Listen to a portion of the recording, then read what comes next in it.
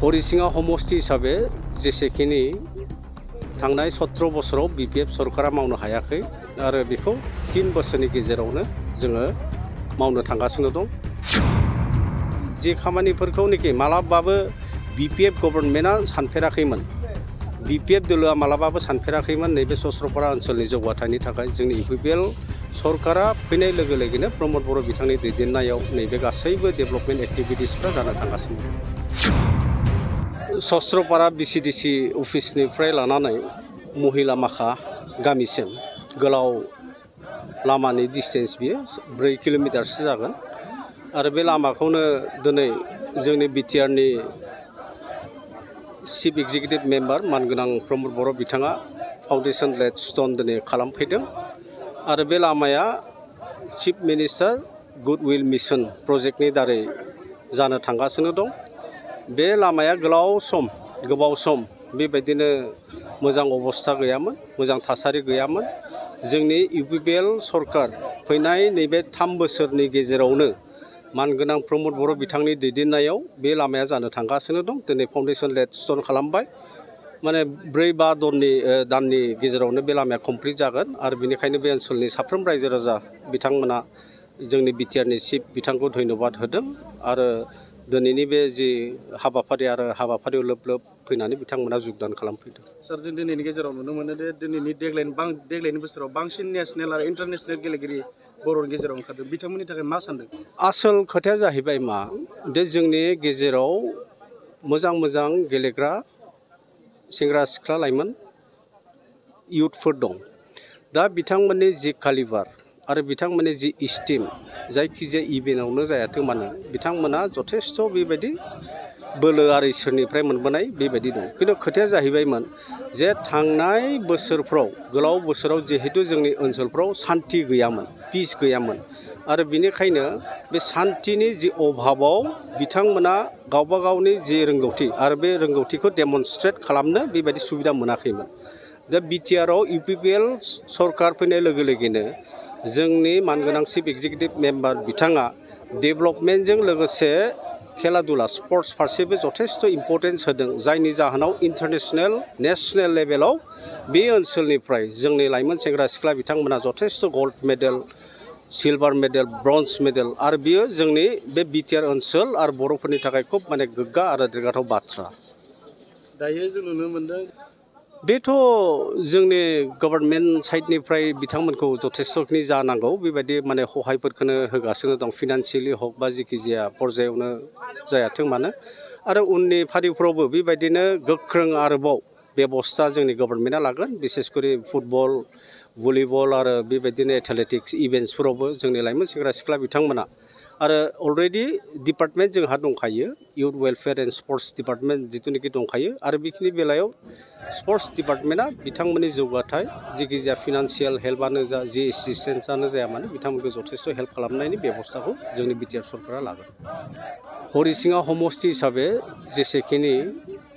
थांनाय 17 बोसोराव बिपिएफ सरकारा मावनो हायाखै आरो बेखौ 3 बोसोरनि गेजेरावनो जोङो मावनो थांगासिनो दं आरो स्टार्ट जाजेनबाय। दा दिनै जि लामा बेखेवनाय हाबाफारि बियो मोनसे वान अफ द मेजर प्रब्लेममोन बे जायगायाव आरो नैथियाव जोंहा दं जे कलबारि टु सस्त्रपारानि लामा आरो बेबो चिफ मिनिस्टारनि जिथुनिखि फान्ड CMGSY आरो बिनि दारै जानो थांगासिनो दं आरो बेबायदिनो निस बालिसिटा टु बालिपारा गामि नैबेबो जोंहा मा होनना बुङो गुडविल मिशननि दारैनो जानो थांगासिनो दं। दा सस्त्रपारा ओनसोलाव लामानि जिथुनिखि जेंना बे जेंनाया मरलेस नै देग्लाय बोसोर माने 2024आव प्राय माने जोबसिगोन आरो बेजों लोगोसे जे नैबे सस्त्रपारायाव मोनसे फुटबल माने ग्राउन्ड दं बेबायदि आरो बे फुटबल ग्राउन्डआनो मोनसे मिनि स्टेडियाम बेबायदि माने जानो थांगासिनो दं आरो बे जाहा चिफ एक्जिकिउटिभ मेम्बार बिथाङाबो अलरेडि जिहेतु डिक्लेयार खालामखाबाय आरो स्टेट फारसेनिफ्रायबो बियो अलरेडि एलटमेन्ट जानानै दं होननानै जों गम मोनो। दा सस्त्रपारा ओनसोलनि कारणे खुब मोजां माने गाहाम बाथ्रा बियो आरो बेजों लोगोसे 400-500 बेबायदि जिरायनानै माने मिटिं खालामनो हानाय मोनसे गिदिरथार अडिट'रियाम हलबो जानो थांगासिनो दं। दा बेबायदि जि खामानिफोरखौनोखि मालाबाबो बिपिएफ गभर्नमेन्टआ सानफेराखैमोन, BPF दलोआ मालाबाबो सानफेराखैमोन नैबे सस्त्रपारा ओनसोलनि जौगाथायनि थाखाय जोंनि UPPL सरकारा फैनाय लोगो लोगोनो प्रमद बर' बिथांनि दैदेननायाव नैबे गासैबो डेभेलपमेन्ट एक्टिभिटिसफोरा जानो थांगासिनो। जों दिनै बेयावहाय जों गोदान लामा मोननानै जों पिटिआर आरो बिथां प्रमद बर' सारखौ जों जोबोद साबायखर होदों आरो लोगोसे थांनाय जों जिबायदि 17 बोसोर PPFआ बेबायदिनो जोंनिसिम बेबायदि लामा जोंनो होफैनो हायाखै आरो जोङो जोबोद खस्थ'यै जों बे थांलाय फैलाय लामाखौ जों खस्थ' खालामबोनांबाय आरो लोगोसे नैबेथिं जों बेटारि गारिफोरबो जों मोनामोन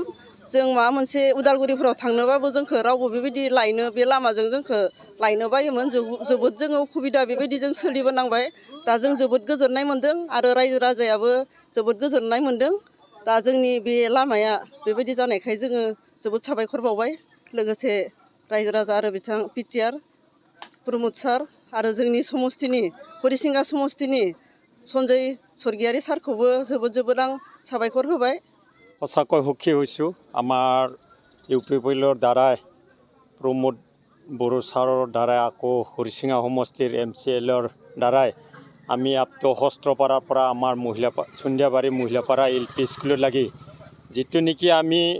জন্মগতৰ পৰা আমি যেনেকুৱা পৰি থকা ৰাস্তা দেখিবলৈ পাইছিলোঁ এই ৰাস্তাটো আজি সঁচাকৈ আমি সুন্দৰভাৱে আজি আমি যিহেতু নৱনিৰ্বাচিত UPPLৰ চৰকাৰৰ কাৰণে আমি পাই গৈছোঁ সেইকাৰণে ধন্যবাদ জ্ঞাপন কৰিছোঁ UPPL চৰকাৰক আৰু যাতে